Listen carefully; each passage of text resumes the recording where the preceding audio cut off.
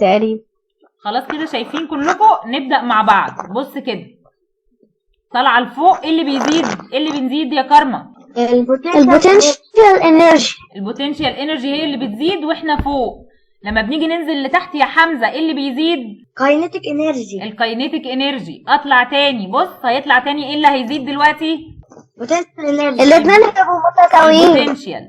برافو. اما اجي انزل لتحت يبقى الكاينيتيك هو اللي هيزيد اهو. فاهمين؟ اهو كده وبعد كده يمشي. خلاص يبقى احنا فهمنا لما بيطلع لفوق. لما بيطلع لفوق ويبقى عند الستارت بوينت البوتنشال انرجي هي اللي بتزيد. لما بيجي ينزل لتحت يبقى الحركه بتزيد، يبقى الكاينيتيك انرجي هي اللي هتزيد. فهمناها كده؟ طيب بص كده معايا.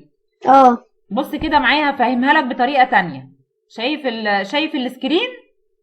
شايفين السكرين؟ طيب شايفاه. الكاينيتيك انرجي هي اللي موجوده تحت، لكن لما باجي اطلع لفوق هنا النقطه دي الستارتنج بوينت يبقى دي ايه؟ البوتنشال انرجي هي اللي هتزيد. اجي انزل لتحت تاني يبقى كده الكاينيتيك انرجي تاني. فهمتوها؟ يبقى هنا في الهبوط كاينيتيك انرجي، لما باجي ارتفع يبقى كده البوتنشال انرجي ايه؟ هي اللي هتزيد. خلاص هو ده فكره الرولر كوستر. يعني تعالى كده نرجع للدرس بقى. بص كده في الرولر كوسترز. يعني ايه رولر كوسترز؟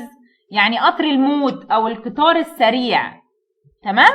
لما بتيجي تروح لعبة الموت كده وندرلاند ولا دريم بارك هتلاقي هو بقى قطر الموت ده هناك، هتبقى عايز تركبه وتقعد تصوت. قطر الموت ده فكرته ايه؟ ان انا بطلع كده. بص معايا على الماوس. انا بطلع كده اهو. يبقى ايه اللي هيزيد يا كنزي؟ البوتنشال. اللي هيزيد اول ما اطلع فوق هنا البوتنشال انرجي. طيب اول ما انزل لتحت كده ايه اللي هيزيد؟ كاينيتيك انرجي. الكاينيتيك انرجي.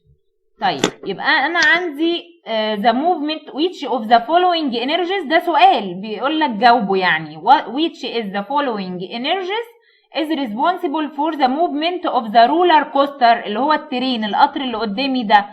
ايه الانرجي اللي هتبقى متحكمه فيه؟ طبعا مفيش في الاختيارات بوتنشال انرجي، يبقى المتحكمه فيه هي كاينيتيك. برافو. برافو. كاينيتيك وساوند ولايت وثيرمال. لكن الاجابه الصح هي الكاينيتيك انرجي. تمام كده؟ تعالوا بقى نشوف ايه.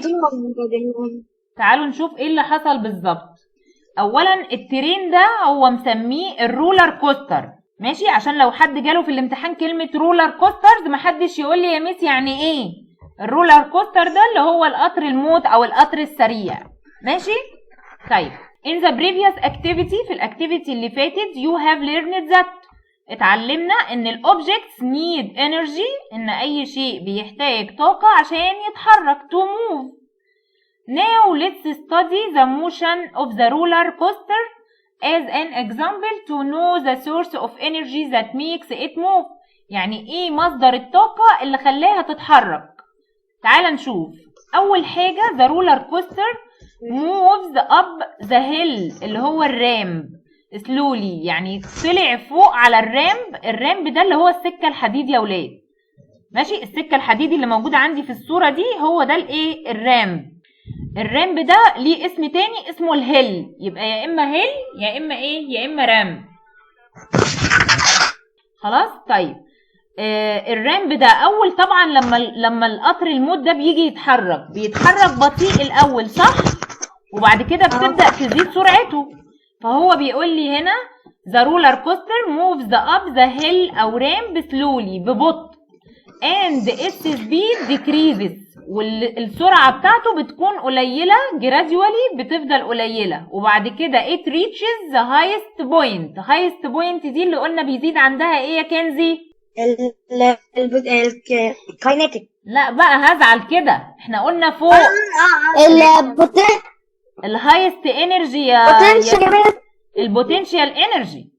النقطة اللي انا عملتها لك الدايرة اللي انا عملتها لك دي الحتة دي اسمها الهايست بوينت. الهايست بوينت دي عندها البوتنشال انرجي هي اللي بتزيد يا كنزي. ماشي؟